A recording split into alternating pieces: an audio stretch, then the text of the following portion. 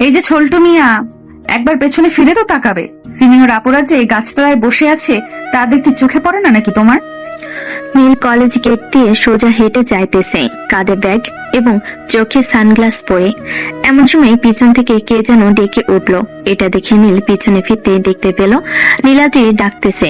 নীল ইশারা করে বলতে লাগলো, এই যে আপু, আপনি কি আমাকে ডাকছেন?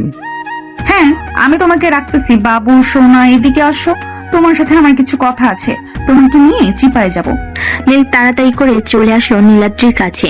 নীলাদ্রির সামনে দাঁড়াতেই নীলাদ্রি বসা থেকে উঠে দাঁড়িয়ে নীলকে উদ্দেশ্য করে বলতে লাগলো, বাহ, তুমি তো দেখি অতি ফার্স্ট আছো। চিপায় বলেছি যাব বলে এইটার জন্য তাড়াতাড়ি চলে এসেছো। চিপায় নিয়ে গেলে আদর করতে পারবেন নাকি? আপু, আমাকে এতটাও ছোট ভাইবেন না যে আপনাকে আদর করতে পারবো না। একবার যেহেতু বলেছেন চিপাই চাপাই যাবেন, চলেন চিপাই গিয়ে আপনাকে বুঝিয়ে দিতেছি আমি কতটা ছোট। এই একদম চুপ, কোনো কথা বলবি না। তোকে দেখেছি অন্য একটা কাজে, আর তুই কিসের চিপাই চিপাই করতেছিস সেই কখন থেকে? আর যদি একটা কথা বলি তাহলে খবর আছে তোর। নীলাদ্রির কথা শুনে নীল চুপ হয়ে রইল। বেশ কিছুক্ষণ এইভাবে চুপ থাকার পর নীলাদ্রি বলতে লাগলো, তোর নাম কি? কোন ইয়ারে ভর্তি হয়েছিস? আর বয়স কত তোর? আর এই কলেজে নতুন নাকি? আগে কখনো এসেছিলি? আমার নাম নীল, ইন্টার ফার্স্ট ইয়ারে ভর্তি হয়েছি, আর বয়স 19। আগে কখনো এই কলেজে আসা হয় নাই, এই প্রথম এসেছি। এর আগে আম্মু এসে ভর্তি করিয়ে দিয়ে গেছে। তুই কি এখনো বাচ্চা নাকি যে তোর আম্মুকে সাথে নিয়ে আসিস? কোথায় তোর আম্মুকে একটু ডাক দে, তোর আম্মুর সাথে একটু কথা আছে। আমার আম্মুর সাথে আপনার কি কথা আছে? ও, বুঝতে পারছি, বিয়ের কথা বলবেন। হ্যাঁ, বলতে পারেন। আমার আম্মু এক পায়ে রাজি আছে আমার জন্য মেয়ে খুঁজতে। এখন তো আপনি বলতেছেন আপনি আমাকে বিয়ে করবেন, তো চলেন গিয়ে করে আসি। এই, তুই কিন্তু এখন বেশি কথা বলতেছিস, আর একটা কথা বললে তোর খবর আছে। তোকে কিছু বলতেছি না বলে তুই এমন করতেছিস। চুপচাপ দাঁড়িয়ে থাক। এই মুখটা দাঁড়িয়ে আছিস কেন? এই ছেলেকে ধরতো, সে কখন থেকে পেঁচাল পেড়ে আমার মাথা খেয়ে ফেলছে। ভাই, আমি পারবো না। এই ছেলে যেই কথা বলতে পারে, কখন আবার চিৎকার করে বসে, তার কোনো শিওর নেই। তার চাইতে ভালো হবে তুই এই ছেলেকে ছেড়ে দে, অন্য একটা ছেলে দেখ। এই তো আপনার বান্ধবী একদম ঠিক কথা বলেছে, আমাকে ছেড়ে দেন, তাহলে আমি চিৎকার করব না, কিছু করব না। আর যদি না ছাড়েন তাহলে আমি এখনই চিৎকার করতেছি। কে কোথায় আছো? তাড়াতাড়ি আমাকে বাঁচাও, এই মেয়ে আমাকে খুন করবে, এই মেয়ের হাতে পিস্তল আছে, তাড়াতাড়ি আমাকে বাঁচাও। এই ছেলে, একদম চুপ করবি নাকি আমি আমার ছুরিটা বের করব বইয়ের ভেতর থেকে? আর যদি একটা কথা বলেছিস তাহলে ছুরিটা বের করে তোর পেট ফুটো করে দিব। ঠিক আছে, আর কোনো কথা বলবো না। এখন তাড়াতাড়ি বলেন আমাকে কি করতে হবে, আমি আবার ক্লাসে যাব। স্যার ক্লাসের ভিতরে প্রবেশ করতেছে। আচ্ছা, তুই আগে ক্লাসে যা, ক্লাস শেষ করে এসে এরপর আমার সাথে দেখা করবি। তোকে বলেছিলাম না চিপায়ে যাব, তোকে নিয়ে চিপায়ে যাব, তাড়াতাড়ি যা। নীল চলে গেল ক্লাসরুমে। এদিকে মুক্তা নীলাদ্রিকে উদ্দেশ্য করে বলতে লাগলো, কিরে নীলাদ্রি, তুই যে ছেলেটাকে বললি ছেলেটা আসবে, ছেলেটা আসলে চিপাই যাবি, সত্যি কি তাকে নিয়ে চিপাই যাবি? মুক্তা, তুই কি পাগল হয়ে গেছিস? আমি এই পিচ্চি ছেলের সাথে চিপায় যাব? এই পিচ্চি ছেলে তো আমার হাঁটু অব্দি পড়বে না, আর তুই জিজ্ঞেস করতেছিস এই ছেলেকে নিয়ে চিপায় যাব কি না? তুই তো নিজেই বলেছিস, এটার জন্যই তো আমি বললাম তোকে যে তুই চিপাই যাবি নাকি। আচ্ছা যাই হোক, চল ক্লাসে যাই। স্যার হয়তো ক্লাসে ঢুকেছে। নতুন বছর, নতুন দিন, নতুন ক্লাসে উঠেছি। ঠিক মতো ক্লাস না করলে স্যার আবার বকাবকি করবে। হ্যাঁ, চল ক্লাসে যাওয়া যাক। নীলাদ্রি মুক্তা এবং তার আরো কয়েকজন বান্ধবী নিয়ে চলে আসলো ক্লাসরুমে। সবাই বসে আছে, স্যারের লেকচার শুনতেছে এবং কিছুক্ষণ পর নীলাদ্রি স্যারের ক্লাস শেষ হয়ে চলে আসলো বাহিরে। এদিকে নীল ক্লাসরুমে প্রবেশ করতে ক্লাসের স্যার নীলকে দেখে বলতে লাগলো, বাহ, আজকে তো দেখছি আমাদের কলেজে নায়ক মান্না চলে আসছে। এই সবাই উঠে দাঁড়াও, নায়ক মান্নাকে সম্মান দাও। এই ছেলে, তুমি জানো না এই কলেজে কোনো সেজে গুজে আসা যাবে না? স্যার, আমি তো বাহিরে পোস্টার দেখলাম না, পোস্টার দেখলে তো আমি আমার চশমা প্যান্ট সবকিছু খুলে তারপরে আসতাম। বেয়াদব ছেলে, মুখের ভাষা ঠিক করো। এসব কি বলছো? এখন আমি আসলে তোমার মুখে কস্টিপ দিয়ে বন্ধ করে ফেলবো। স্যার আপনি কি বলছেন এসব আমাকে? আমার মুখ কস্টেপ দিয়ে বন্ধ করে ফেলবেন? কখনোই বন্ধ করতে পারবেন না। আমি কথা বলতে বলতে মুখের কস্টেপ খুলে ফেলতে পারবো। বাবা, আমাকে মাফ করে দাও। তোমার সাথে কথা বলা আমার অনেক ভুল হয়েছে। আমি বুঝতে পেরে গেছি তুমি কি বলতে চাইছো। এখন তুমি ভিতরে এসে বসো, আমি আমার পড়াগুলো দিয়ে তারপরে বের হয়ে যাই। নীল ভিতরে এসে বসে পড়তে স্যার তার লেকচার শেষ করে চলে গেল। এইদিকে নীল যে বেঞ্চে বসেছে সেই বেঞ্চের একটা মেয়ে বলতে লাগলো, বাহ ভাইয়া বাহ, আপনি তো স্যারকে খুব ভালোভাবে সাহায্য করে দিয়েছেন। আর একটু যদি সাহায্য করে দিতেন তাহলে খুব ভালো হতো। স্যার আর আমাদের সাথে খারাপ ব্যবহার করতে পারতো না। আর এসব নিয়ে চিন্তা করো না, আমি তো এখন চলে এসেছি। আমি সবকিছু ঠিকঠাক করে দিব। স্যার কেন, স্যারের বাপও এসে কিছু করতে পারবে না। আপনার সাথে কি বন্ধুত্ব করা যাবে? যদি কিছু মনে না করেন। হ্যাঁ অবশ্যই করা যাবে, করা যাবে না কেন? আপনি মানুষ, আমিও মানুষ, এখানে আবার বন্ধুত্ব না করার কি আছে? না এমনিতেই বললাম। আর কি যদি আপনি না করতেন চান তাই আর কি বললাম এই কথাটা। ঠিক আছে, আজ থেকে আমরা ফ্রেন্ড। চলো বাইরে থেকে ঘুরে আসি। ক্লাস মনে হয় আর বেশি হবে না, বাইরে গিয়ে ক্যান্টিনে বসে আড্ডা দিই। হ্যাঁ চলো, ক্যান্টিনে বসে কফি খেতে খেতে দুজনের পরিচয় পর্বটাও সেরে ফেলতে পারবো। আমারও আরো কয়েকজন বান্ধবী আছে, তাদের সাথেও পরিচয় করিয়ে দিব তোমাকে। চলো এখন যাও যাক। পাখি নীলকে দেখে চলে আসলো ক্যান্টিনে। দুজন বসে বসে কফি খাইতেছে আর কথাবার্তা বলতেছে। এমন সময় নীলের সামনে এসে হাজির হলো নীলাদ্রি। নীল নীলাদ্রিকে দেখে বলতে লাগলো, রেডি হয়ে চলে এসেছেন, সাথে প্রোটেকশন নিয়ে এসেছেন। না নিয়ে আসলে আমাকে বলতে পারেন, আমি নিয়ে আসবো। দোকান থেকে ফার্মেসি সামনেই আছে। বেয়াদব ছেলে, সিনিয়র আপুদের সাথে কিভাবে কথা বলতে হয় জানিস না নাকি? ওই সময় জাস্ট মজা করে বলেছিলাম, আর তুই ওইটা সিরিয়াসলি নিয়ে নিয়েছিস। আমার তো এখন মনে চাইতেছে তোকে গলা টিপে মেরে ফেলার জন্য। আর তোকে মারবো না, কিন্তু তোকে মারবো না। কেন মারবেন না? মেরে ফেলেন আমাকে, তারপর না হয় পুলিশ এসে আপনাকে ধরে নিয়ে যাক। বেশি কথা বলবি তাহলে সত্যি সত্যি তোকে মেরে ফেলবো। এখন তো কোনো কিছু করতেছি না। কলেজ ছুটির পর তুই আমার সাথে দেখা করে এরপর বাসায় যাবি। এই বলে নীলাদ্রি ওইখান থেকে চলে গেল। এইদিকে পাখি হাঁ করে তাকিয়ে আছে নীলের দিকে। বেশ কিছুক্ষণ হাঁ করে তাকিয়ে থাকার পর পাখি নীলকে উদ্দেশ্য করে বলতে লাগলো, কি ব্যাপার নীলাদ্রি আপু, তোমার সাথে এরকম করলে কেন? কলেজে ঢোকার সময় নীলাদ্রি আপুর সাথে দেখা হয়েছিল নাকি? হ্যাঁ দেখা হয়েছিল। উনি নিজের মুখে বলেছে যে আমার সাথে চিপাই যাবে। তো এখানে আমার অপরাধ কি? আমি কি এমন করলাম যে তিনি আমার সাথে এরকম করলেন? আমার তো এখানে কোনো অপরাধ নেই। অপরাধ থাকলে অবশ্যই আমি মাফ চাইতাম। যেখানে তিনি নিজের মুখে বলেছে সেখানে আমি তো মাত্র সামান্য একজন পিচ্চি ছেলে। আচ্ছা যাই হোক, বাদ দাও। চলো আমার বান্ধবীদের কাছে নিয়ে যাই, তাদের সাথে পরিচয় করিয়ে দিই। তারা হয়তো ওইদিকে বসে আছে। পাখি নীলকে নিয়ে চলে আসলো কলেজে পিছনের দিকে। এসে দেখে কলেজের পিছনে সবাই বসে আড্ডা দিতেছে। পাখি তার বান্ধবীদের পাশে গিয়ে বসে পড়লো। নীলও পাখির পাশে বসে পড়তেই পাখি সবাইকে উদ্দেশ্য করে বলতে লাগলো, এই তোরা শোন, ওর নাম হচ্ছে নীল। আজকে আমাদের কলেজ নতুন ভর্তি হয়েছে। তোরা তো ক্লাস করিস নাই, তাহলে দেখতে পাতিস নীল কিভাবে স্যারকে সাহায্য করেছে। নীল ওদের সাথে পরিচয় হয়ে নাও। এই হচ্ছে আফরিন, এই হচ্ছে বৃষ্টি, এইটা হচ্ছে রুনা, আর এইটা হচ্ছে সুমাইয়া। হ্যাঁ সবার সাথে পরিচয় হয়ে গেলাম। এখন তোমরা আমাকে একটা বুদ্ধি দাও। আমি ওই নীলাদ্রি মেয়েটাকে শায়েস্তা করতে চাই। মেয়েটার দুর্বলতা কোথায় ওইটা আমাকে জানাবে তোমরা। আরে মেয়েটার দুর্বলতা হচ্ছে সে যদি একা থাকে তাহলে তার সামনে যদি কোনো ছেলে গিয়ে দাঁড়িয়ে কথা বলে সে ভয় পায়। এটা হচ্ছে তার সবচেয়ে বড় দুর্বলতা। ও আচ্ছা, তার মানে আমাকে একটা সুযোগ বের করতে হবে। সে কখন একা হবে আর তখন আমি তাকে গিয়ে ভয় দেখাবো। তবে খুব সাবধান, তার একটা শুনেছি বয়ফ্রেন্ড আছে এই কলেজে। তার বাবার অনেক টাকা থাকার কারণে সে যা ইচ্ছা তাই করতে পারে। তুমি একটু সাবধানে থাকবে, তার চোখে যাতে তুমি না পড়ো সেদিকে খেয়াল রাখ। আরে এসব নিয়ে চিন্তা নেই। এসব নিয়ে চিন্তা করলে অনেক আগে চিন্তা করতে পারতাম। এখন শুধু ওই মেয়েটাকে সাহায্য করার জন্য আমি প্ল্যান তৈরি করব। আচ্ছা যাই হোক, তোমরা তাহলে এখন এখানে থাকো, আমি বাসায় যাই। কালকে দেখা হবে। এই বলে নীল সবার কাছ থেকে উঠে মাঠের মাঝখানে হেঁটে হেঁটে যেতে লাগলো রাস্তার দিকে। মেন গেটের সামনে এসে দাঁড়াতে পিছন থেকে কে যেন নীলের শার্টের কলার টেনে ধরলো। নীল পেছনে ফিরতে দেখতে পেল রাব্বি ও তার শার্টের কলার টেনে ধরেছে। নীলকে দেখে রাব্বি নীলের শার্টের কলার ছেড়ে দিয়ে বলতে লাগলো, কিরে নীল, এখানে তুই কি করিস? তুই এই কলেজে ভর্তি হয়েছিস, আমাকে আগে জানাবি না?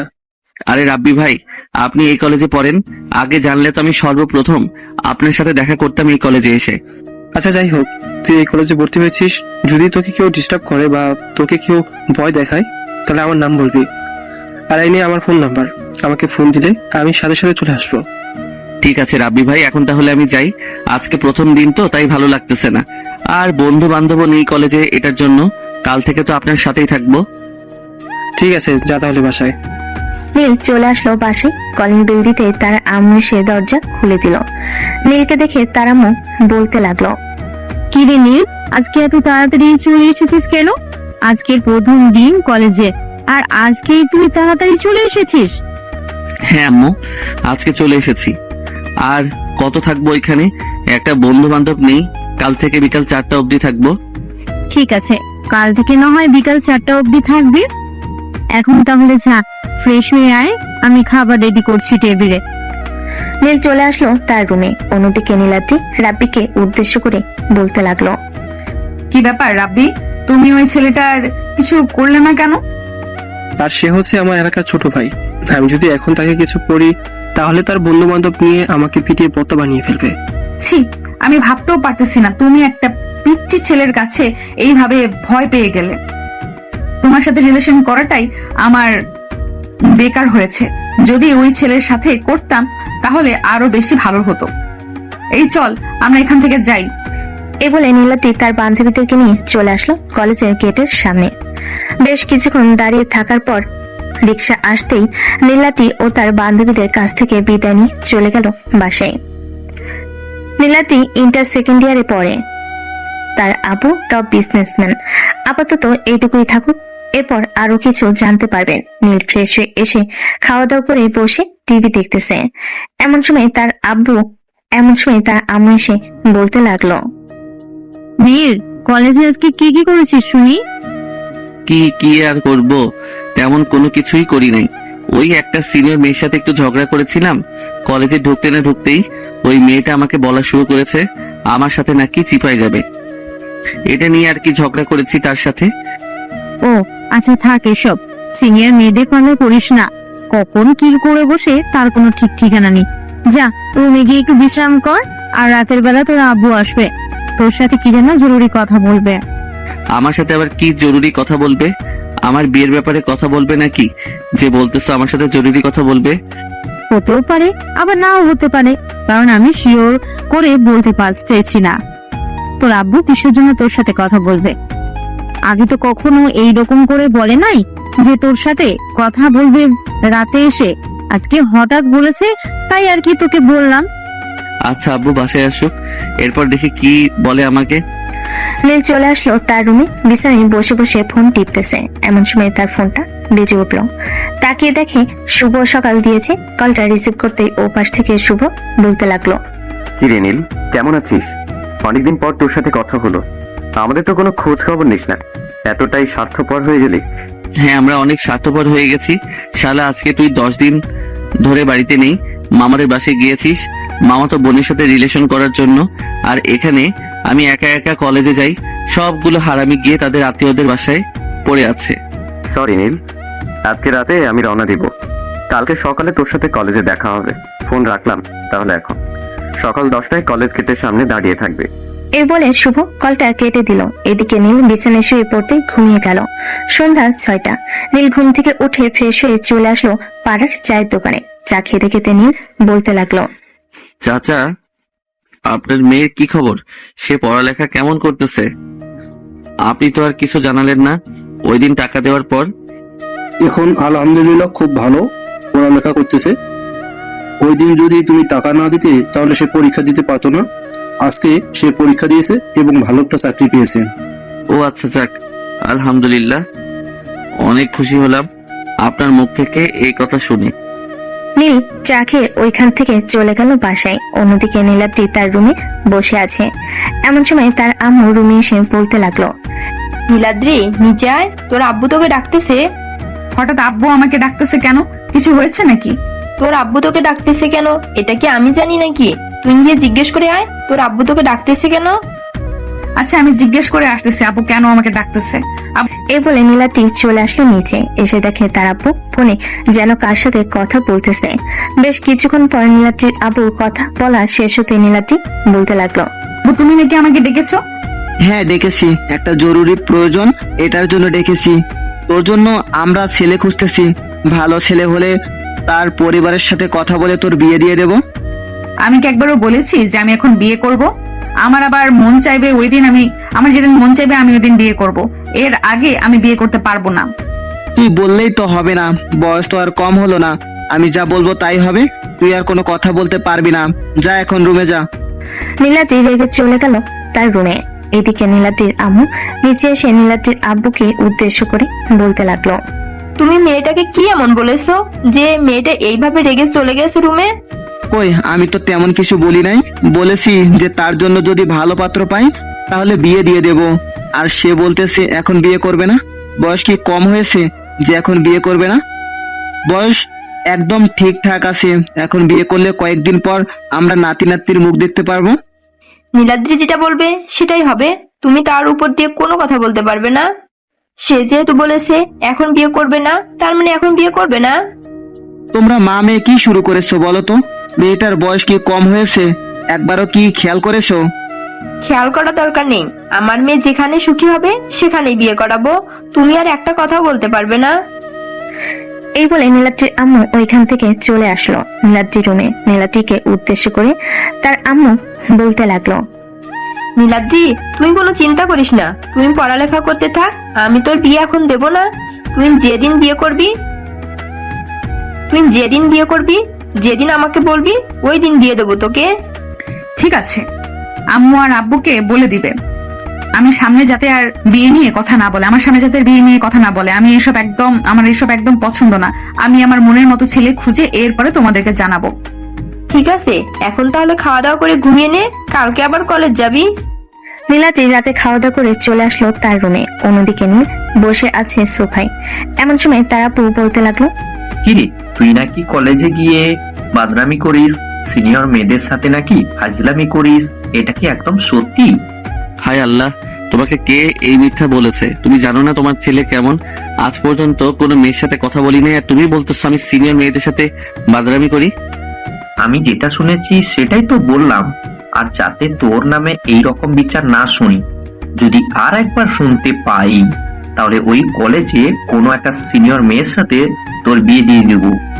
আচ্ছা আব্বু, তুমি সবসময় সিনিয়র করো কেন? এইসব কিন্তু আমার একদম ভালো লাগে না। সিনিয়র করবে না তো কি করবে? আমি তো তোর আব্বুর সিনিয়র ছিলাম, এটার জন্য তোকেও বলতেছে সিনিয়র মেয়ের সাথে বিয়ে দিবে। সিনিয়র আর জুনিয়রের মধ্যে পার্থক্য কি আমাকে একটু বোঝাও তো। এটা আমি বোঝাতে পারবো না। তুই নিজে সিনিয়র একটা মেয়ে বিয়ে করে নে, এরপর তুই নিজেই বুঝতে পারবি কেন আমি সিনিয়র করি। ঠিক আছে, দেখা যাক সিনিয়র মেয়ে বিয়ে করি নাকি জুনিয়র মেয়ে বিয়ে করি, এটা না হয় পরে বোঝা যাবে। এখন খাবার দাও আম্মু, খুব ক্ষুধা লাগছে। খাওয়া দাওয়া শেষ করে ঘুমাতে যাব। কালকে আবার তাড়াতাড়ি যেতে হবে কলেজে। সবাই এসে বসে থাকবে আমার জন্য। আচ্ছা, খাবার টেবিলে গিয়ে বস, আমি খাবার দিতেছি।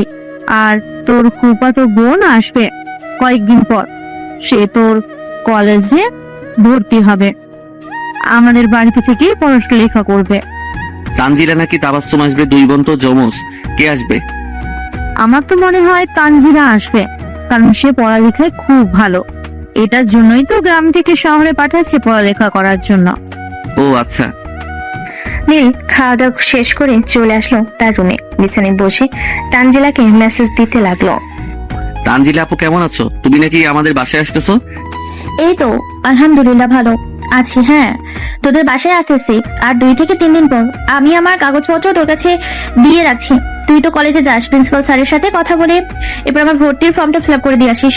ঠিক আছে, তুমি তোমার সকল কাগজপত্র পাঠিয়ে দিও, আমি ফটোকপি করে তারপর প্রিন্সিপাল স্যারের সাথে কথা বলে তোমার অ্যাডমিশন করিয়ে দিব। নীল তানজিলার সাথে আরো কিছুক্ষণ কথা বলে ফোনটা কেটে দিল। বেশ কিছুক্ষণ পর নীল ঘুমিয়ে এসে পাড়ি জমালো। পরের দিন সকাল 8টা। নীল তাড়াতাড়ি করে ফ্রেশ হয়ে চলে আসলো খাবার টেবিলে। খাওয়া দাওয়া করে তার রুমে এসে কলেজের জন্য রেডি হয়ে চলে গেল। রেডি হয়ে চলে আসলো কলেজে। সকাল 10টা।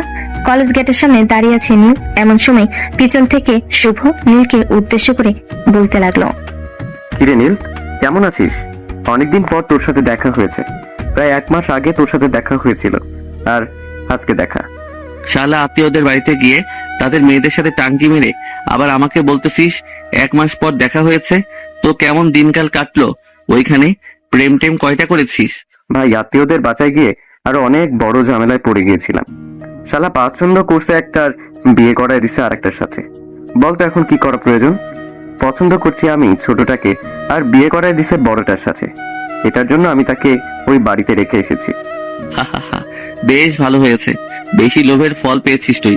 ফোনে কথা বললে তোর চলে না, বাড়িতে গিয়ে ইটিস পিটিস করতে হয়, তাই না? এখন দেখলি তো লোভের পরিণাম কি রকম হয়েছে। হ্যাঁ রে, এখন বুঝতে পারছি।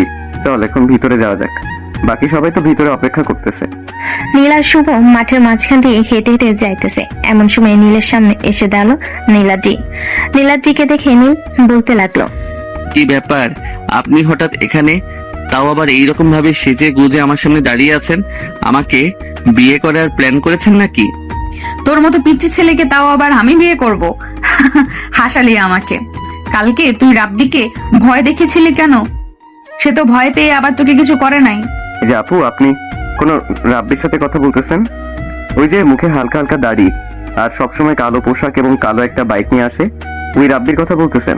হ্যাঁ, আমি ওই রাব্বির কথাই বলতেছি। সে আমার বয়ফ্রেন্ড। তাকে ভয় দেখিয়েছে এই ছেলেটা। ওই ভিতর ডিম আপনার বয়ফ্রেন্ড? তাও আবার আমাদের বিশ্বাস করতে হবে? তাকে একবার ডাক দিয়ে আমাদের সামনে নিয়ে আসেন। সে দেখবেন ভয় পেয়ে মাথা নিচু করে আমাদের সাথে কথা বলতেছে। আচ্ছা, আপনার থেকে 2 বছরের জুনিয়র হবে, হাত পায়ে লম্বা হলেই হয় না, গিয়ে দেখেন। মানে সে তো বলেছে আমার থেকে 2 বছরের সিনিয়র হবে সে, আর আপনি বলতেছেন সে জুনিয়র হবে। সে যদি জুনিয়র হয় তাহলে আপনারা দুজন যা বলবেন আমি তাই করতে রাজি আছি। চলেন রাব্বির কাছে, এখন যাব। ঠিক আছে, চলেন তাহলে।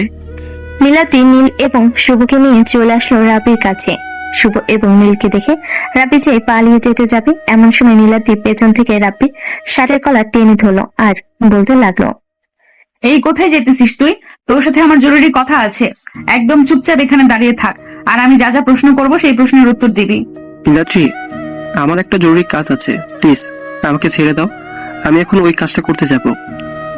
কাজটা শেষ করে এসে তোমার সাথে কথা বলতেছি। কাজ শেষ করে এসে আমার সাথে কথা বলতে হবে না।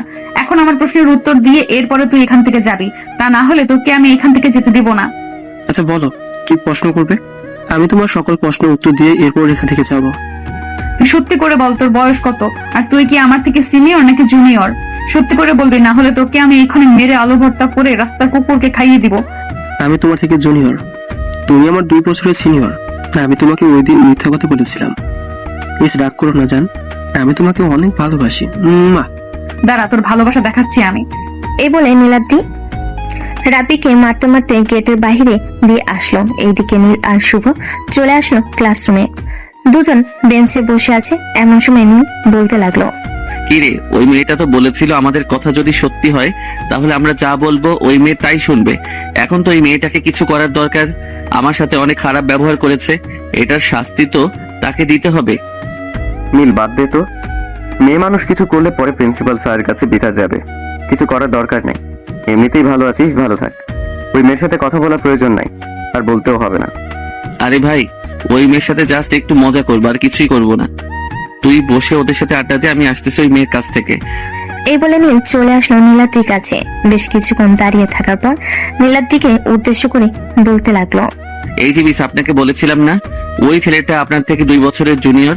আপনি তো বিশ্বাস করেন নাই এবং আমাদেরকে বলেছেন আমরা যা বলবো আপনি তাই করতে রাজি আছেন। এখন আমি যা বলবো তাই করতে রাজি হবেন তো? যেহেতু আপনাকে বলে দিয়েছি, তার মানে রাজি না হয়ে যাব কোথায় বলেন? আমাকে কি করতে হবে? আপনি যেটা বলবেন আমি সেটাই করতে রাজি আছি। তাছাড়াও তো উপায় নেই, করলে আবার আমার মান সম্মান হারিয়ে যাবে। হ্যাঁ, একদম ঠিক বলেছেন। যদি না করেন তাহলে তো আমি সবার কাছে বলে দিব যে আপনি কলেজের সিনিয়র একজন আপু হয়ে একটা জুনিয়র ছেলের কথা রাখলেন না। এখন আমাকে লিপ কিস করতে হবে। যদি লিপ কিস করতে পারেন তাহলে আমি কাউকে কিছু বলবো না। নীলের কথা শুনে নীলাটি চোখ বড় বড় করে নীলের দিকে তাকিয়ে আছে। প্রায় 2 মিনিট এভাবে তাকিয়ে থাকার পর নীলাটি বলতে লাগলো, এই পিচ্ছি, তুই কি পাগল হয়ে গেছিস? তুই কাকে কি বলতেছিস জানিস? আমি চাইলে এখন তোকে ঠাস করে 2টা চড় মেরে দিতে পারি। আপনি নিজেই তো বলেছেন আমি যা চাইবো তাই দিবেন। এখন যদি না দেন তাহলে আমি এই যে যাইতেছি সবাইকে বলার জন্য। কে কোথায় আছো দেখে যাও তাড়াতাড়ি, তোমাদের সিনিয়র নীলাদ্রি আপু। নীল আর কোনো কথা বলতে পারলো না। নীলাদ্রি তাড়াতাড়ি করে নীলের মুখ টিপে ধরে নিয়ে চলে আসলো ফাঁকা একটা রুমে। নীলকে দেওয়ালের সাথে চেপে ধরে নীলের ঠোঁটজোড়া কামড়ে ধরে বেশ কিছুক্ষণ এইভাবে কামড়ে ধরে থাকার পর নীলাদ্রি নীলকে ছেড়ে দিয়ে তাড়াতাড়ি করে ওই ফাঁকা রুম থেকে বের হয়ে আসলো। এইদিকে নীলকে খুঁজতে খুঁজতে শুভ এবং তার বন্ধুরা চলে আসলো সেই রুমের সামনে। নীলকে দেওয়ালের সাথে চোখ বন্ধ করে থাকতে দেখে তারা তাড়াতাড়ি করে রুমের ভিতর প্রবেশ করলো এবং বলতে লাগলো, এই নীল, তোর কি হয়েছে? এইভাবে দেয়ালের সাথে পিঠ দিয়ে চোখ বন্ধ করে আছিস কেন? এমনিতে দাঁড়িয়েছিলাম আর নীলাদ্রির সাথে একটু বোঝাপড়া ছিল, এটার জন্য সে এই রুমে নিয়ে এসেছে। তার মানে তোদের মাঝে নিশ্চয়ই কোনো কিছু হয়েছে। সত্যি করে বলতো কি হয়েছে তোদের মাঝে? এখন যদি সত্যি করে না বলি তাহলে প্রিন্সিপাল স্যারের কাছে আমরা উল্টোপাল্টা বানিয়ে বানিয়ে বলে দিব। তুই তো জানিস আবার আমরা উল্টোপাল্টা জিনিস বানাতে খুব পছন্দ করি। আসলে ওই নীলাদ্রিকে বলেছিলাম আমার ঠোঁটে লিপ কিস করার জন্য। সেই প্রথমে মানা করছিল, কিন্তু পরে আমি যখন বলেছি যে মানুষ ডাক দিব তখন সে তাড়াতাড়ি করে রাজি হয়েছে। তার মানে অবশেষে সিনিয়র মেয়ে তোর ঠোঁটে লিপ কিস করেছে। মামা, এখন তো আমাদেরকে ট্রিট দিতে হবে। যদি ট্রিট না দিস তাহলে আমরা সবাইকে বলে দিব। শালা, আমি তো ওই মেয়ের কাছ থেকে এমনি এমনি পেয়েছি, এটার জন্য তোদেরকে ট্রিট দিতে যাব কেন? ওই মেয়েকে আমার গার্লফ্রেন্ড হয় নাকি যে সে লিপ কিস করেছে এটা তোদেরকে বলার কারণে তোরা যা চাইবি তাই দিব? শালা, তুই আগে একটা কিছু হলে আমাদেরকে ট্রিট দিতিস, আর এখনো অনেক কিপটা হয়ে গেছিস। যা যা, তোর কাছে আর ট্রিট চাইবো না। আর যদি কখনো ট্রিট চাই তাহলে মনে রাখিস কি হয়। ঠিক আছে, মনে থাকবে মনে থাকবে। চল এখন বাইরে যাই, গিয়ে নীলাদ্রিকে দেখে আসি। আর শোন, আমার ফুফাতো বোন তানজিলা আসতেছে। 2 দিন পর সে এই কলেজে পড়ালেখা করবে। তোরা কিন্তু আবার তার সাথে রিলেশন করতে যাস না, মেয়েটা অনেক রাগী। শালা, তুই বললি কেন? এখন এটার জন্য আমরা সবাই তার সাথে রিলেশন করব। দেখি তুই কি করতে পারিস। আর ওই মেয়ে কতটা রাগী এটাও আমরা দেখে নিব। কি রে, তোরা কিছু বলতেছিস না কেন? আমরা কি বলবো? যা বলার নীল বলে দিয়েছে। আর আমাদের তো গার্লফ্রেন্ড আছে, আমরা আমাদের গার্লফ্রেন্ডের কাছে জুতার বাড়ি খেতে চাই না। তোর যদি ইচ্ছা থাকে তাহলে তুই জুতার বাড়ি খেতে পারিস। তোর তো আবার লজ্জা নেই। লজ্জা থাকলে তো তুই অন্যের মেয়ের কথা বলতে পারতিস না। পারবেশ, তুই এটা বলতে পারলি? আমি কখনো ভাবতে পারি নাই তুই যে এটা বলতে পারবি। যা, তোদের সাথে কোনো কথা নাই। এই বলে শুভ ওই রুম থেকে বের হয়ে চলে গেল। এদিকে তার বন্ধুদেরকে নিয়ে চলে আসলো গাছের নিচে। এসে দেখে নীলাদ্রি বসে আছে। নীলাদ্রিকে দেখে নীল মুচকি একটা হাসি দিয়ে বলতে লাগলো, ইস বন্ধু, জানিস আজকে একটা সিনিয়র মেয়ে আমাকে লিপ কিস করেছে। মেয়েটার ঠোঁট জোড়া এতটা সফট, মন চাইছিল কামড়ে কামড়ে ছিঁড়ে খেয়ে ফেলি। নীলের কথা শুনতেছে নীলাদ্রি আর তেলে বেগুনে জ্বলে উঠতেছে। মনে মনে বলতে লাগলো, এই পিচ্ছি, তোকে শুধু একবার একা পাই, এরপর দেখ তোর কি অবস্থা করি। আমার সামনে এইভাবে দাঁড়িয়ে দাঁড়িয়ে আমাকে লজ্জা দিচ্ছিস, আবার তোর বন্ধুদেরকে বলতেছিস এইসব বেশরম বেহায়া। এসব বলতেছে নীলকে আর হাজারটা গালি দিতেছে। বেশ কিছুক্ষণ এইভাবে থাকার পর নীল ওইখান থেকে চলে আসলো। কলেজ গেটের সামনে সবার কাছ থেকে বিদায় নিয়ে চলে আসলো বাসায়। এসে দেখে তানজিলা চলে এসেছে। তানজিলাকে দেখে নীল বলতে লাগলো, কি ব্যাপার তানজিলা আপু, তুমি না বলেছিলে কালকে আসবে, আজকে চলে এসেছো? তোকে সারপ্রাইজ দেওয়ার জন্যই তো আজকে চলে আসছি। আমার সারপ্রাইজ কেমন লেগেছে? ভেবেছিলাম আরো অনেক বড় সারপ্রাইজ দেবো, কিন্তু দিতে পারলাম না। এত বড় সারপ্রাইজ দিয়েছো, এতেই আমি অনেক খুশি। মনে হয় তো এখন এসেছো, যাও ফ্রেশ হয়ে আসো, আমিও ফ্রেশ হয়ে আসতেছি। হ্যাঁ যা, তুইও ফ্রেশ হয়ে আয়, আমিও ফ্রেশ হয়ে আসছি। তানজিলা চলে গেল তার রুমে। এইদিকে নীল তার রুমে এসে ফ্রেশ হয়ে নিচে এসে বসে রইল। বেশ কিছুক্ষণ বসে থাকার পর তানজিলা নিচে আসলো। তানজিলাকে নিয়ে নীল খাওয়া দাওয়া শেষ করে কিছুক্ষণ গল্প করতে লাগলো। বেশ কিছুক্ষণ গল্প করার পর তানজিলা নীলকে উদ্দেশ্য করে বলতে লাগলো। নীল, চল সন্ধ্যা আসছে, বাইরে থেকে ঘুরে আসি। ঢাকা শহরে এসেছি, বাইরে যদি ঘোরাঘুরি না করি তাহলে কি আমাকে ঢাকার মেয়েদের মতো লাগবে? ঘোরাঘুরি করলেই ঢাকার মেয়েদের মতো লাগবে এমন কোনো কথা না। ঢাকায় শুধু ঢাকার লোক বসবাস করে না, আরো বিভিন্ন অঞ্চলের লোক বসবাস করলে আমরাও কিন্তু গ্রামের লোক এখানে থাকি, তাই বলে আমরা আমাদের আঞ্চলিক ভাষা ভুলে যাই নাই। আচ্ছা যাই হোক, বোরকা পরে আসো, তোমাকে নিয়ে যাব। কালকে আবার সকাল সকাল বের হতে হবে, তোমাকে নিয়ে কলেজে ভর্তি করাবো। তানজিলা চলে গেল তার রুমে। একটা কালো বোরকা পরে নিচে আসতেই নীল তানজিলাকে নিয়ে বের হয়ে গেল ঘোরাঘুরি করার উদ্দেশ্যে। এদিকে নীলাদ্রি তার বান্ধবীদের সাথে পার্কে বসে আছে। এমন সময় তাহমিনা নীলাদ্রিকে উদ্দেশ্য করে বলতে লাগলো। কি রে নীলাদ্রি, তোর কি হয়েছে? সে কখন থেকে দেখছি তুই আনমনা হয়ে বসে আছিস। কেউ কি তোকে কিছু বলেছে, নাকি ওই দুষ্টু ছেলেটা তোকে কিছু বলেছে? না, কিছু বলে নাই, এমনিতেই আনমনা হয়ে বসে আছি। কালকে তোরা কয়টার দিকে কলেজে যাবি? কালকে আমার একটু বাহিরে কাজ আছে, কাজটা শেষ করে কলেজে যাইতে যাইতে হয়তো 12টা বাজতে পারে। ক্লাসে যা যা পড়াবে সবকিছু নোট করে রাখিস, পরে আমি তোদের কাছ থেকে নিয়ে নিব। ঠিক আছে, নিয়ে নিস তাহলে। সবাই বসে গল্প করতেছে। এমন সময় পার্কের ভিতর প্রবেশ করলো নীল এবং তানজিলা। নীল তানজিলাকে নিয়ে চলে আসলো একটা বেঞ্চের উপরে। দুজন বসে আছে। এমন সময় নীলাদ্রি নীলকে দেখতে পেল। তাহমিনাকে উদ্দেশ্য করে নীলাদ্রি বলতে লাগলো। এই তাহমিনা, ওইদিকে তাকিয়ে দেখতো, ওইটা সেই ছেলেটা না যে ছেলেটা কলেজে আমাদের সাথে ফাজলামি করে? দেখে তো মনে হচ্ছে সেই ছেলেটাই, কিন্তু তার সাথে ওই মেয়েটা কি? তাকে তো চিনলাম না, আগে তো কখনো দেখি নাই। আরে তুই বুঝিস না, এটা ওর গার্লফ্রেন্ড, তার জন্যই তো ঘুরতে নিয়ে এসেছে। পার্কের ভেতরে না হলে কি এইভাবে পার্কের ভেতরে নিয়ে আসতো? একদম ঠিক বলেছিস, চল গিয়ে বেটাকে ধরি। আজকে যতটুকু পারবো ওর পকেট থেকে সবগুলো টাকা বের করব। আমাদের সাথে ফাইজলামি করে, সিনিয়র আপুদেরকে সম্মান করতে জানে না।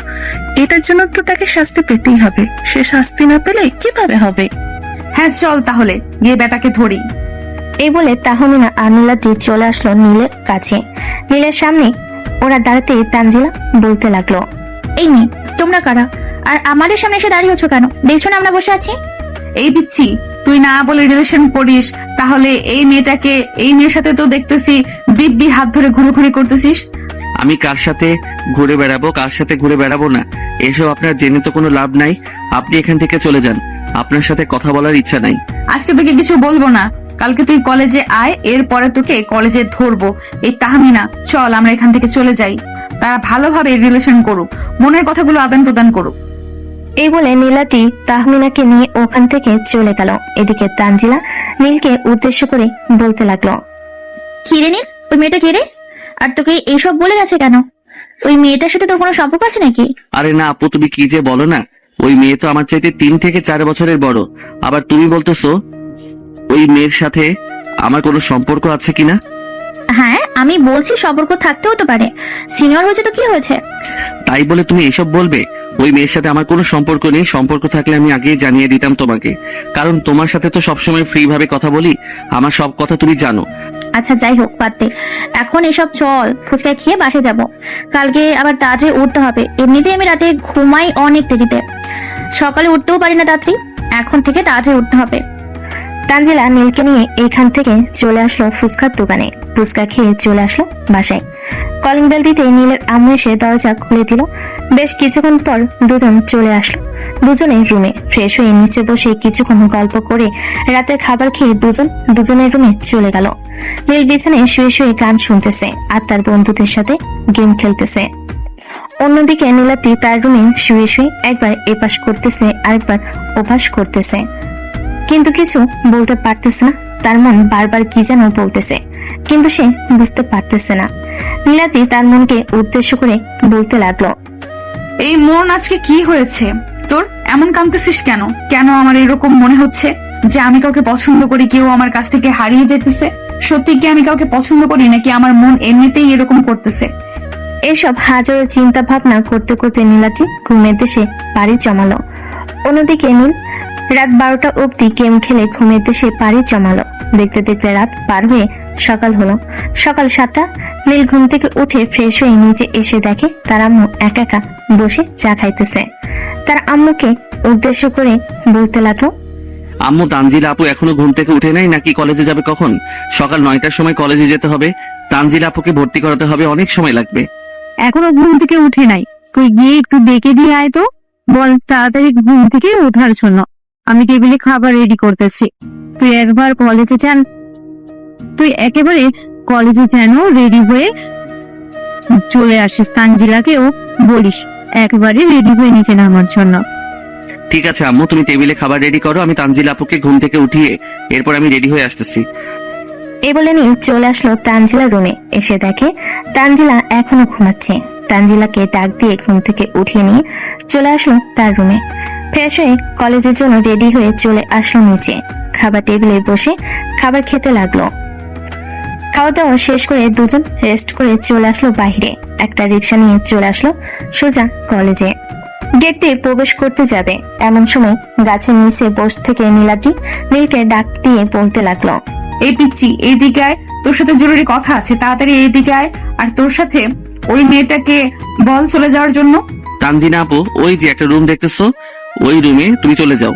আমি ওই মেয়েটার সাথে দেখা করে এরপর আসতেছি, না হলে শান্তি মতো আমাদেরকে কাজ করতে দিবে না। তুই আমার সাথে যাবি আর ওই মেয়েদের কাছে গেলে আমি তোর সাথে যাব। আমিও শুনতে চাই ওই মেয়ে কি বলে। নীল তানজিলাকে তার সাথে নিয়ে চলে আসলো নীলাদ্রির কাছে। নীলাদ্রিকে উদ্দেশ্য করে তানজিলা বলতে লাগলো, এই মেয়ে, তোমার সমস্যা কি? বারবার নীলকে ডাকছো কেন? কালকে পার্কে গিয়েছি, ওইখানেও আমাদের সাথে ঝামেলা করেছো, আবার কলেজে এসেছি, এখানেও ঝামেলা করছো। তোমার সমস্যাটা কি ওইটা বলো। নীলকে পছন্দ করো? মন মতো পিচ্ছি ছেলেকে আমি পছন্দ করব? কখনোই না। ওর সাথে আমার পার্সোনাল কিছু কথা আছে। আপনি 2 মিনিট এখানে দাঁড়ান, আমি তাকে নিয়ে ওইখান থেকে আসতেছি। 2 মিনিটের বেশি সময় লাগবে না। এই বলে নীলাদ্রি নীলের হাত ধরে টানতে টানতে নিয়ে চলে আসলো কলেজের পিছনে। নীলের গলা টিপে ধরে নীলাদ্রি চোখ বড় বড় করে বলতে লাগলো, এই কুত্তা, তোর কত বড় সাহস, তুই ওই মেয়ের সামনে আমাকে অসম্মানী করতেছিস? এখন যদি আমি রেগে যাই তাহলে তোর কি অবস্থা হবে বুঝতে পারছিস? আমাকে রাগিয়ে দিস না নীল, শেষবারের মতো বলতেছি, আমার সামনে ভালো ব্যবহার করবি, ভালোভাবে চলাচল করবি, না হলে কি করব নিজেও বুঝতে পারবি না।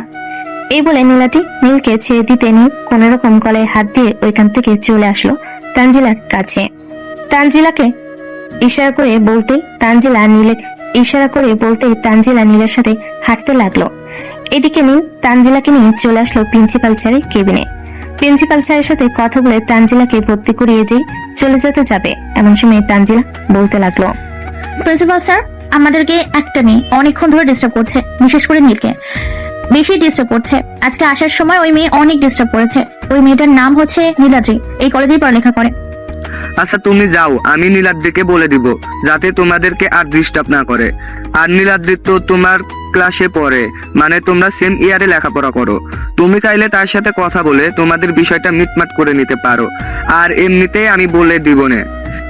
আপনি একবার বলে দিন, সে যদি না মানে তখন না হয় আমি তাকে খুব ভালো করেই বুঝিয়ে দিব। ঠিক আছে, যাও তাহলে তুমি, আমি নীলাদ্রিকে বলে দিব। তানজিলা আর নীল প্রিন্সিপাল স্যারের কেবিন থেকে বের হয়ে চলে আসলো মাঠে। নীল তানজিলাকে উদ্দেশ্য করে বলতে লাগলো, তানজিলা আপু, এটা বলা একদম ঠিক হয় নাই। মেয়েটা না হয় আমাকে একবার ডাক দিয়েছে, তাই বলে তুমি প্রিন্সিপাল স্যারের কাছে ডাইরেক্ট বিচার দিবে? এখন তো ওই মেয়েটা আরো অনেক রেগে যাবে, তখন তো আরো অনেক বিরক্ত করবে আমাদেরকে। আরে তুই ভাবছিস কেন? আমি আছি না, কোনো চিন্তা করিস না। ঠিক আছে, চলো তোমাকে তোমার ক্লাসরুম দিয়ে আসি, তারপর আমি আমার ক্লাসরুমে যাব। নীল তানজিলাকে তার ক্লাসরুমে পৌঁছে দিয়ে এসে সেও চলে গেল তার ক্লাসরুমে। কয়েকটা ক্লাস শেষ করে বাহিরে আসতেই দেখতে পেল নীলাদ্রি হাতে লাঠি নিয়ে দাঁড়িয়ে আছে। এটা দেখে নীল কিছুটা ভয় পেয়ে চুপচাপ বারান্দায় দাঁড়িয়ে রইল। হঠাৎ নীলাদ্রি নীলকে ইশারা করে বলতে লাগলো, এই নীল, এদিকে আয়, কথা আছে তোর সাথে। কি বলবেন আপু? ওইখানে থেকেই বলেন, আমি শুনতেছি, আমার কান বয়রা না। তোকে বলেছি এখানে আসার জন্য, এখানে দাঁড়িয়ে থেকে কথা বলার জন্য, তোকে বলি নাই। 5 সেকেন্ড সময় দিলাম, 5 সেকেন্ডের মধ্যে আমার সামনে এসে দাঁড়া, না হলে হাতে তো লাঠি দেখেছিস, এটা দিয়ে তোর হাড্ডি গুটি ভেঙে ফেলবো। নীল তাড়াতাড়ি করে নীলাদ্রির সামনে গিয়ে দাঁড়াতে নীলাদ্রি বলতে লাগলো, আমার নামে প্রিন্সিপাল স্যারের কাছে বিচার দিয়ে এসেছিস তাই না? তোর তো অনেক বড় কলেজা হয়ে গেছে, আজকে তোর হাড্ডি গুড্ডি ভেঙে ফেলবো, দেখি আমাকে কে আটকাতে আসে। এই বলে নীলাদ্রি টানতে টানতে নীলকে নিয়ে চলে আসলো 5 তলার একটা ফাঁকা রুমে। দরজাটা লাগিয়ে দিয়ে নীলের সামনে এসে লাঠিটা ঘোরাতে লাগলো। বেশ কিছুক্ষণ এইভাবে লাঠি ঘোরানোর পর নীলাটি আস্তে আস্তে নীলের সামনে যেতেই লাগলো, আর নীল এক পা করে পিছতে লাগলো। বেশ কিছুক্ষণ এইভাবে যাওয়ার পর হঠাৎ নীল নীলার দিকে জড়িয়ে ধরলো, তারপর তার ঠোঁটের সাথে ঠোঁট একত্রিত করে দিল। বেশ কিছুক্ষণ এইভাবে থাকার পর নীলাটি নীলকে ধাক্কা মেরে সরিয়ে দিয়ে বলতে লাগলো, এই কুত্তার বাচ্চা, তোর তো সাহস কম না? তোকে এখানে নিয়ে এসেছি পেটানোর জন্য, আর তুই আমাকে জড়িয়ে ধরে তাও আবার আমার ঠোঁটের সাথে লিপকিস করছিস। এইটার জন্য তো তোকে মাইর খাইতে হবে আরো বেশি। এই বলে নীলাটি যে নীলকে মারতে যাবে এমন সময় দরজায় ঠক ঠক করার শব্দ পেল। নীলাটি হাতের লাঠিটা পিছনে রেখে দরজা খুলে দিতেই দেখতে পেল প্রিন্সিপাল স্যার দাঁড়িয়ে আছে। প্রিন্সিপাল স্যার নীলাটিকে দেখে বলতে লাগলো, কি ব্যাপার নীলাদ্রি, তুমি এইখানে কি করো, তাও আবার নীলের সাথে? আসলে স্যার, নীলের সাথে জরুরি একটা দরকার ছিল তো, তাই আর কি এই রুমে নিয়ে এসেছি। এই কলেজটা কিন্তু আমার, সো কোথায় কি হচ্ছে আমি সব খবর জানি। আর পার্সোনাল কথা ছিল, এইসব কথা নিচে বা ক্যান্টিনে বলতে পারতে। 5 তলায় এসে ফাঁকা একটা রুমে ঢুকে দরজা বন্ধ না করে বললেও পারতে। স্যার, নীলাদ্রি আপু আমাকে মারার চেষ্টা করেছিল। ওই দেখেন ওনার হাতে একটা বড় লাঠি। আপনি যদি ঠিক সময় না পৌঁছে যেতেন তাহলে নীলাদ্রি আমাকে মেরেই ফেলতো ওই লাঠিটা দিয়ে। প্রিন্সিপাল স্যার নীলাদ্রিকে বকা দিতে নীলাদ্রি ওইখান থেকে চলে আসলো নিচে। তাহমিনাকে বলে সোজা চলে আসলো পাশে। কলিং বেল দিতেই তার আম্মু এসে দরজা খুলে দিল। নীলাদ্রিকে দেখে বলতে লাগলো, কি রে নীলাদ্রি, কি হয়েছে তোর? এত তাড়াতাড়ি কলেজ থেকে চলে আসলি যে? কলেজে কোনো সমস্যা হয়েছে নাকি? না, কলেজে কোনো সমস্যা হয়নি, এমনিতেই চলে এসেছি, ভালো লাগছিল না তো তাই। আমি আমার রুমে গেলাম, আমাকে ডাক দিবেন, আমি এখন ঘুমাবো। আচ্ছা যা, গিয়ে তাহলে ঘুমা, বিকেলবেলা না হয় তোকে ডেকে দেবো। নীলাদ্রি আর কিছু না বলে চলে গেল তার রুমে। এদিকে নীল বাইরে আসতে তানজিলা নীলকে উদ্দেশ্য করে বলতে লাগলো, নীল, ওই মেয়েটাকে তো বোকা খাইয়ে দিলাম, খুশি হস নাই নাকি তুই? হ্যাঁ, অনেক খুশি হয়েছি, তবে আর একটু দেরিতে আসলে আরো খুব ভালো হতো। যাই হোক, চলো এখন নিচে যাই, ওইখানে গিয়ে দেখি যদি ক্লাস হয় তাহলে ক্লাস করবো, আর ক্লাস না হলে বাড়িতে চলে যাব। ঠিক আছে, চল তাহলে যাওয়া যাক। নীল ওইখান থেকে তানজিলাকে নিয়ে চলে আসলো নিচে। এসে দেখে ক্লাস হচ্ছে না, তাই তানজিলাকে নিয়ে সোজা চলে আসলো বাসায়। কলিং বেল দিতেই তার আম্মু এসে দরজা খুলে দিল আর বলতে লাগলো, কিরে নীল, কি হয়েছে? আজকে এত তাড়াতাড়ি চলে এসেছিস? তানজিলা, কলেজের কিছু হয়েছিল নাকি যে তাড়াতাড়ি চলে এসেছো? না, কিছুই হয়নি, এমনিতে চলে এসেছি। আর ক্লাস হচ্ছিল না, এটার জন্য নীলকে বলছিলাম, তাই নীলও চলে এসেছে। ও আচ্ছা, যাও তাহলে ফ্রেশ হয়ে আসো। দুপুর তো হয়ে এসেছে, আমি খাবার দিই, তোমরা খাওয়া দাওয়া করে নাও, তারপর যা ইচ্ছা তাই করো। ঠিক আছে, আমরা ফ্রেশ হয়ে আসতেছি, আপনি খাবার রেডি করেন। নীল, যা ফ্রেশ হয়ে নিচে আয়, খাওয়া দাওয়া করবে আমার সাথে।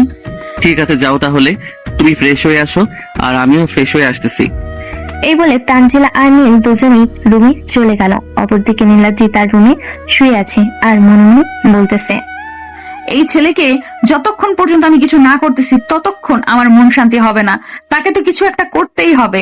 কি করব? এসব ভাবতেছে নীলাদ্রি। বেশ কিছুক্ষণ ভেবে চিন্তে একটা সিদ্ধান্ত নিল আর নিজের মনকে বলতে লাগলো, একমাত্র এই সিদ্ধান্ত নিয়ে আমি তাকে কিছু করতে পারবো, আর যদি এই সিদ্ধান্ত না হয় তাহলে আমি তাকে কিছুই করতে পারবো না। একমাত্র তাকে বিয়ে করলে বিয়ের পর আমি তাকে কিছু করতে পারবো, এর আগে কিছুই করতে পারবো না। হ্যাঁ, এটাই হবে আমার শেষ ভরসা। এটা যদি আমি না করতে পারি তাহলে তার জন্য আমি কোনো কিছুই না। এসব বলতেছে নীলাদ্রি। এদিকে নীল আর তানজিলা খাওয়া দাওয়া করে বসে আছে। এমন সময় নীল তার আম্মুকে উদ্দেশ্য করে বলতে লাগলো, আম্মু, আমি আমার রুমে গেলাম, একটু ঘুমাবো। এখন যদি না ঘুমাই তাহলে মাথা ব্যথা করবে। এমনিতেই কালকে রাতে অনেক দেরিতে ঘুমিয়েছিলাম, আবার তাড়াতাড়ি উঠে গেছি। ঠিক আছে, যা তাহলে। আর তানজিলা, তুমিও যদি ঘুমাতে চাও তাহলে তুমিও গিয়ে ঘুমা, সন্ধ্যায় না হয় আমি ডেকে দিব দুজনকে। নীল, তুই ঘুমাতে যা, আমি কিছুক্ষণ গল্প করে এরপর আসছি ঘুমানোর জন্য। নীল চলে আসলো তার রুমে। ফ্রেশ হয়ে বিছানায় শুয়ে পড়তে ঘুম চলে আসলো তার। অন্যদিকে তানজিলা নীলের আম্মুকে উদ্দেশ্য করে বলতে লাগলো, ফুপু, তুমি কি নীলকে বিয়ে দিবে না নাকি?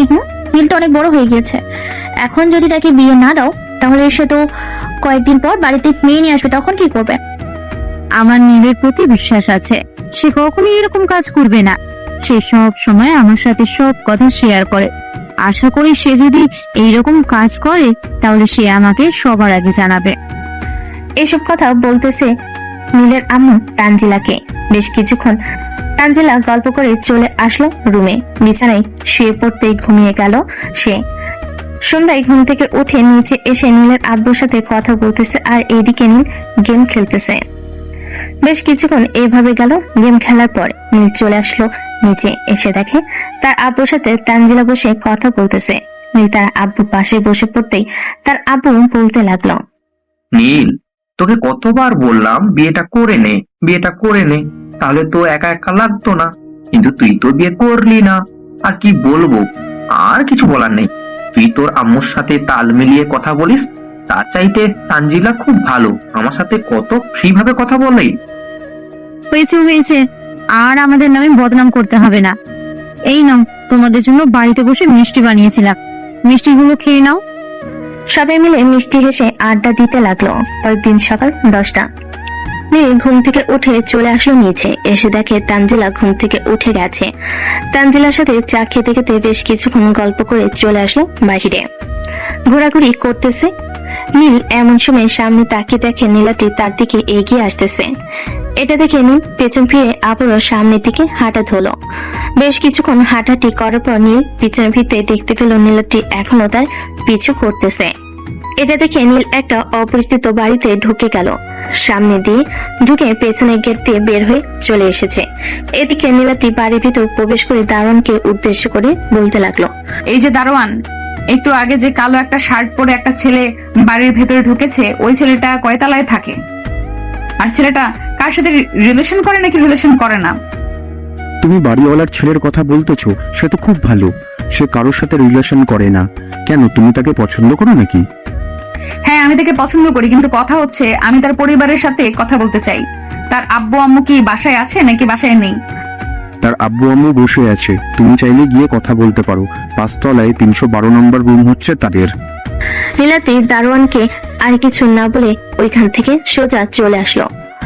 5 তলায় 312 নম্বর রুমের সামনে কলিং বেল দিতে বাড়িওয়ালা এসে দরজা খুলে দিল। নীলাটি বাড়িওয়ালাকে সালাম দিয়ে বলতে লাগলো, আসসালামু আলাইকুম আঙ্কেল, কেমন আছেন? এটা কি নীলদের বাসা? ওয়ালাইকুম আসসালাম। না, এখানে তো নীল নামের কেউ থাকে না, আপনি হয়তো ভুল ঠিকানায় চলে এসেছেন। আপনি কার কাছে এসেছেন? আমি নীলের কাছে এসেছি। তার পিছু পিছু করতে করতেই তো এসে দেখলাম যে এই বাড়িতে ঢুকেছি, কিন্তু আপনি বলতেছেন এটা নীলের বাড়ি না। আপনি আপনার ছেলেকে একটু ডাক দেন, আমি আপনার ছেলেকে দেখবো। বাড়িওয়ালা তার ছেলেকে ডাক দিতে নীলাটি জিভায় একটা কামড় দিয়ে সরি বলে ওইখান থেকে চলে আসলো বাহিরে। রাস্তার এক পাশে দাঁড়িয়ে কি বকবক করতে করতে নীলের 14 গোষ্ঠী উদ্ধার করতে লাগলো।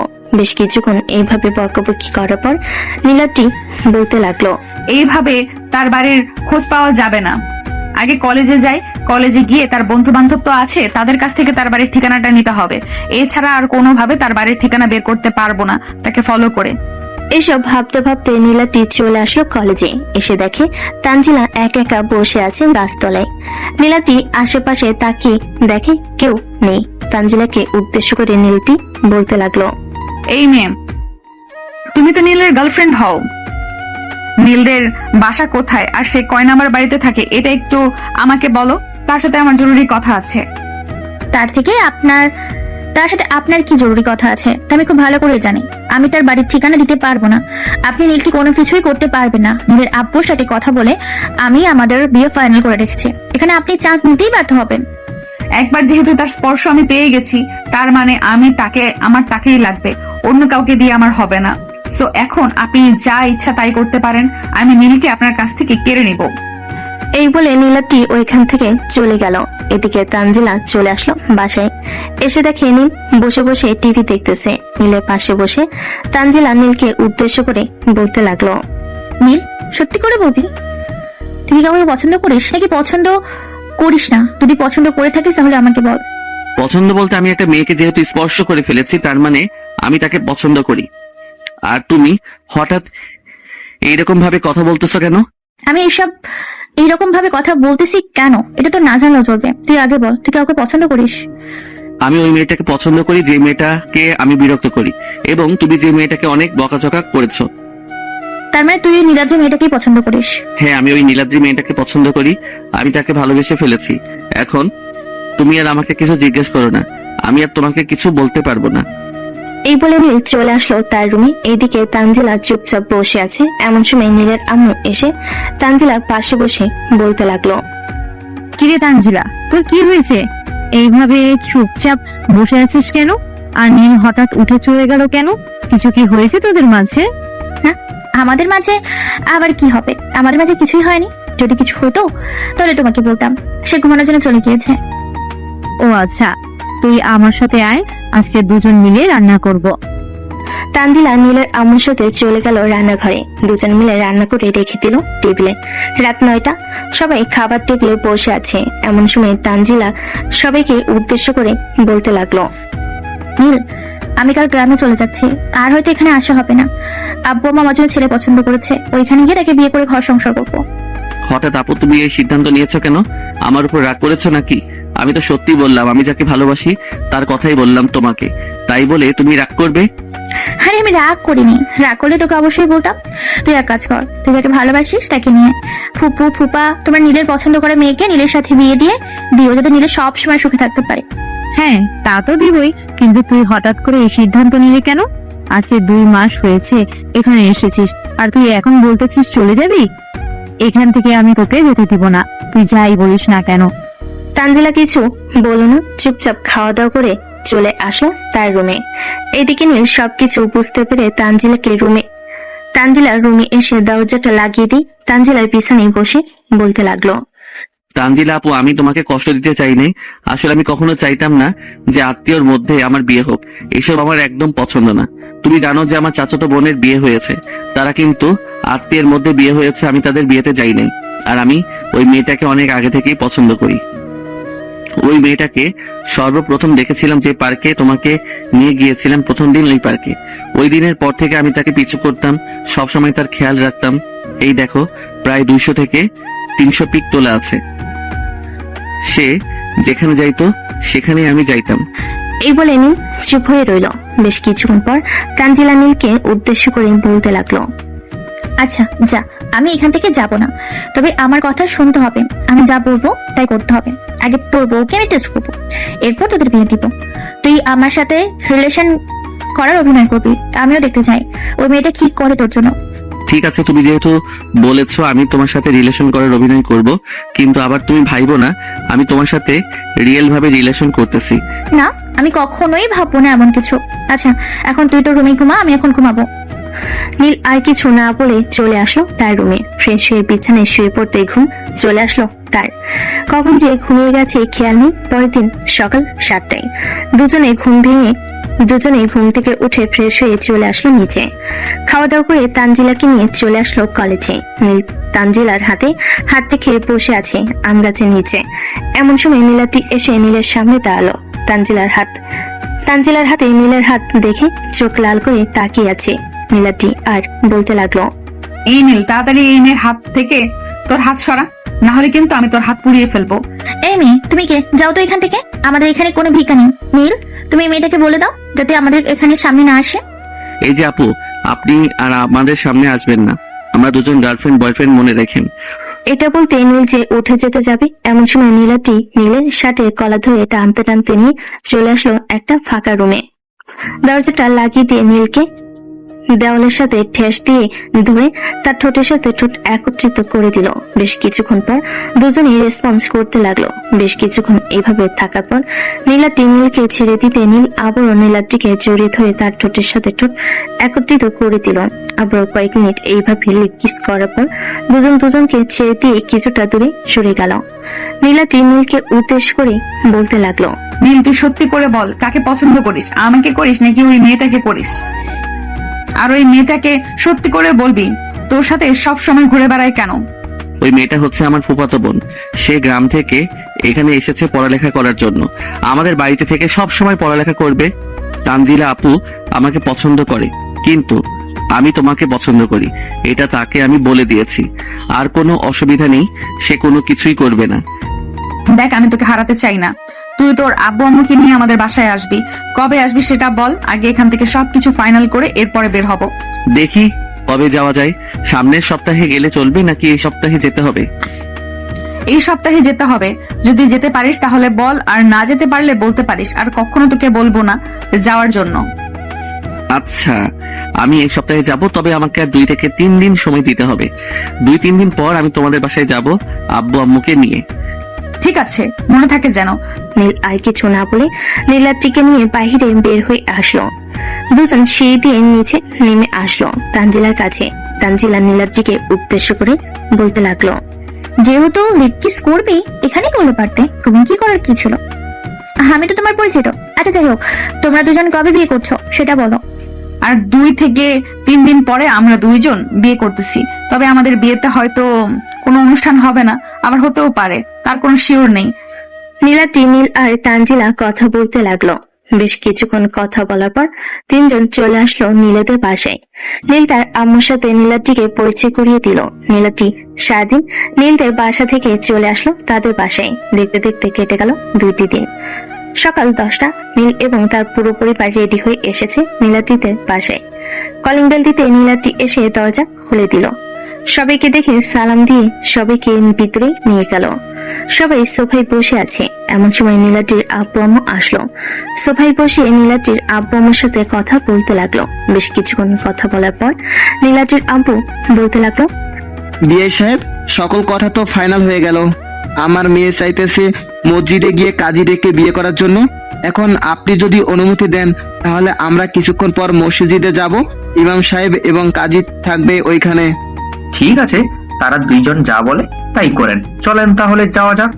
নীলের আব্বু বেশ কিছুক্ষণ পর সবাইকে নিয়ে চলে আসলো কাছের একটা মসজিদে। দুজনে বিয়ে পড়িয়ে দিয়ে খেজুর খাইয়ে নিয়ে চলে আসলো নীলদের বাসায়। রাতে খাওয়া দাওয়া শেষ করে নীল, তানজিলা এবং নীলাদ্রি কিছুক্ষণ গল্প করে চলে আসলো রুমে। নীল দরজাটা লাগিয়ে দিয়ে নীলাদ্রিকে উদ্দেশ্য করে বলতে লাগলো, নীলাদ্রি চলো, আমরা দুজনে উজু করে 2 রাকাত নফল নামাজ আদায় করে নেই। আল্লাহর কাছে আমাদের নতুন জীবনের জন্য কিছু চাই। ঠিক আছে, চলো তাহলে। নীল নীলাদ্রিকে নিয়ে উজু করে 2 রাকাত নফল নামাজ আদায় করে খাটে এসে বসে পড়লো। এমন সময় নীলাদ্রি বালিশের নিচ থেকে একটা ছুরি বের করে নীলের গলার সামনে ধরে বলতে লাগলো, আমাকে অনেক জ্বালিয়েছিস কলেজে, আজকে আমি তোকে জ্বালাবো। যতক্ষণ পর্যন্ত আমার আদর ঠিক মতো না পাবো ততক্ষণ পর্যন্ত আমি এই ছুরি ধরে রাখবো তোর গলায়। চুরি ধরে রাখলে আদর করব কিভাবে? ছুরিটা সরাও, আমি আদর করতেছি। নীলাদ্রি ছুরিটা সরাতে নীল আদর করতে লাগলো নীলাদ্রিকে। এদিকে নীলাদ্রি আদর খেতে খেতে কান্না করতে লাগলো। হঠাৎ নীলকে জড়িয়ে ধরে তার ঠোঁটের সাথে তার ঠোঁট একত্রিত করে দিল। বেশ কিছুক্ষণ থাকার পর নীলাদ্রি নীলকে ছেড়ে দিয়ে ফিস ফিস করে বলতে লাগলো, এইভাবে চলবে না, আরো জোরে আদর করো। আজকে সারা রাত আদর করতে হবে আমাকে। আর লাইট জ্বালিয়ে আদর করতেছো, তোমার পাঠক পাঠিকারা চেয়ে রয়েছে। এই যে পাঠক পাঠিকারা আপনারা এভাবে চেয়ে থাকলে আমি আদর করব কিভাবে? আপনারা তাকিয়ে আছেন তাই আমার বউ লজ্জা পাইতেছে। এখন আপনারা তাড়াতাড়ি চলে যান, আমি আমার বউকে আদর করে একটা ফুটফুটে সন্তান নিয়ে আসি। সবাই ভালো থাকবেন, সুস্থ থাকবেন, আর হ্যাঁ, 5 ওয়াক্ত নামাজ পড়তে ভুলবেন না। ধন্যবাদ, সবাইকে সমাপ্ত।